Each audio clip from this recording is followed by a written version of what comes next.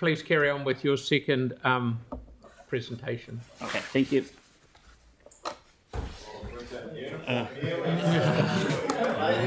Just changing my hat. Yeah. Yeah. So it's on behalf of ECRA, actually Banks Peninsula Volunteer Fire Brigade. As of 2025, around 20% of Banks Peninsula is covered in the native regeneration. And we know from the historic data that by around 1920 it was down to 1%, which is a good improvement. While this generation brings ecological benefits, it also brings risk of wildfires. With climate change driving more extreme weather events, early fire detection is crucial to protecting both our communities and environment. We have seen that.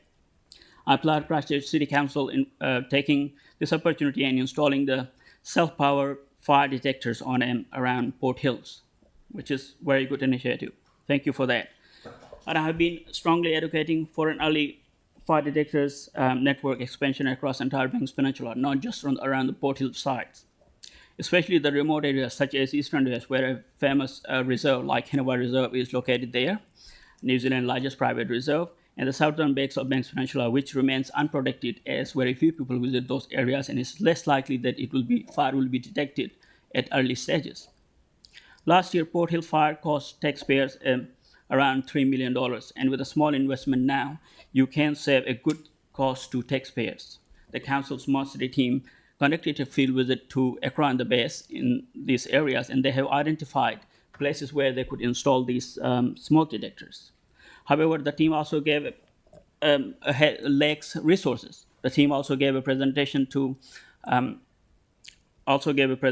Banks Peninsula Community Board, but the lack of funding is the key critical element.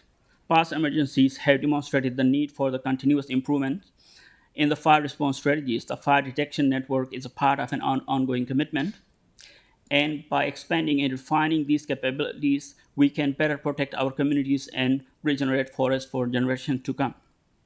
I would like to add a quote here from Canterbury Community Risk Manager Dean Harker.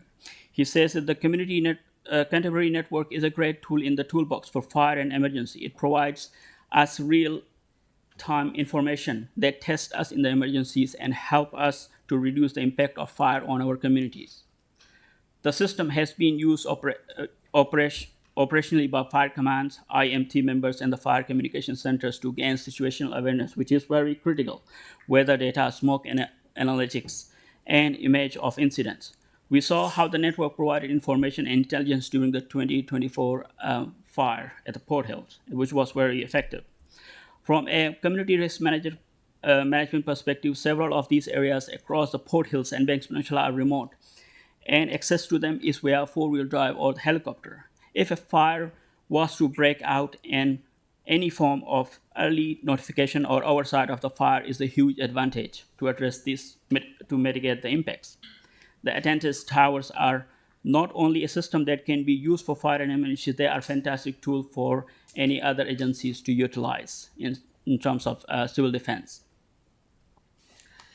As a volunteer fire brigade at Banks Peninsula, we have experienced that firsthand, that our significant challenge is securing water during large-scale fire events. Across Banks Peninsula, the limited water storage capacity is a major barrier to effectively fight, putting lives and livelihoods at risk.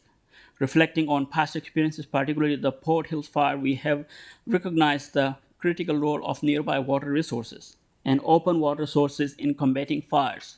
However, our existing infrastructure fails to utilize these resources, and access to them is often hindered during extreme weather conditions where we had to fight fire. In an annual plan submission, we urge the council to invest in constructing water ponds in key areas across Banks Peninsula. Simple ponds such as the dirt dam used during last year's Port Hill fire have been proven to be very effective. Myself and my crew, we operated at Port Hills fires, and it was very effective, and it was quite surprising to see the amount of water that a dirt dam could store.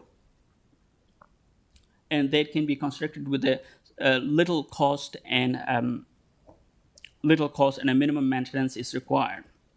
Last year, Aqua Volunteer Fire Brigade, Mark Thompson, also made a submission to the LTP requesting the same and to invest in water storage capacity by building simple dirt ponds. These ponds would serve as an essential reservoirs, providing reliable water supply during emergencies. With numerous natural springs on the peninsula, we have an opportunity to create small ponds reservoirs, offering a sustainable solution to our water storage capacity need and greatly enhance our firefighting capability and resilience. Every wildfire has a potential to spread at a greater speed and intensity, as we have seen in the recent wildfire in California, fueled by the region's infamous Santa Ana winds. We can prevent such disasters by investing in a technology that enables proactive measuring by safeguarding lives and livelihood.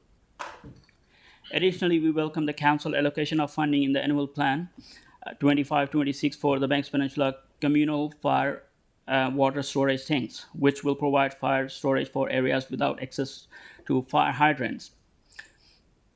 Currently, fire facilities are being planned for Berlin's Flat, Little River, Wainui, and Pigeon Bay. However, the eastern bays, including Hanoi Reserve, are not included in that list. A major challenge we face in this area is the absence of water supply system and the lengthy average time travel of 40-minute response time for the fire truck.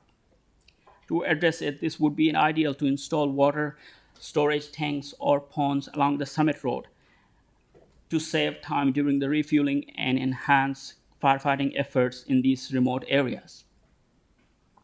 We appreciate your consideration of our proposal and look forward to collaborating with the Council to improve fire preparedness across Banks Peninsula. Thank you. Any questions, please? Excellent. If anyone got any questions around the fire stuff? No, you had a question anyway, and there's still time, so ask whatever you like, mate. Well, mine's not within standing orders. It's for the last submission that us have put on. So if you want to put Yes. your jersey back on, that's cool. No, that's fine.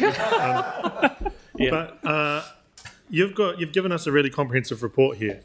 It's really phenomenal. I just wanted to gain some sort of understanding around the Akaroa community in particular and the tourist community that come in. What we've got here is a youth centre, a community kitchen, open spaces, and drinking fountains, which was a really cool one. Another one was e-scooters.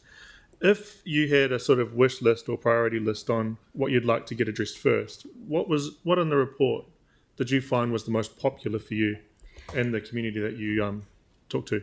So the second section of the report that focuses on a workshop around what we did with Aqua Area School, and that was based on around 30 students. And I have spoken to some last year, but they have left school, so these were the new students that I haven't spoken to.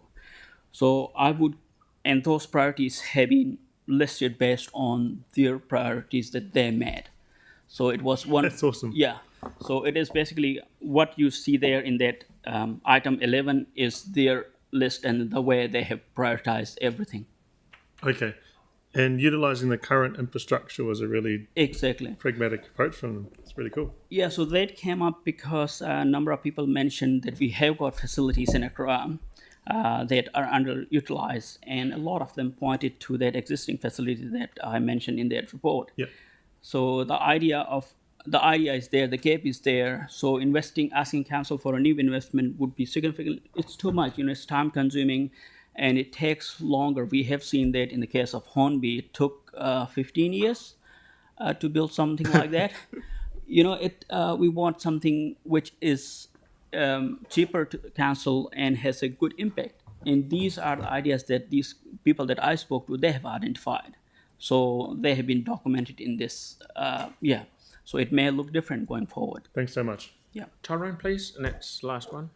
Thank you. Thank you, Firefighter Hussein.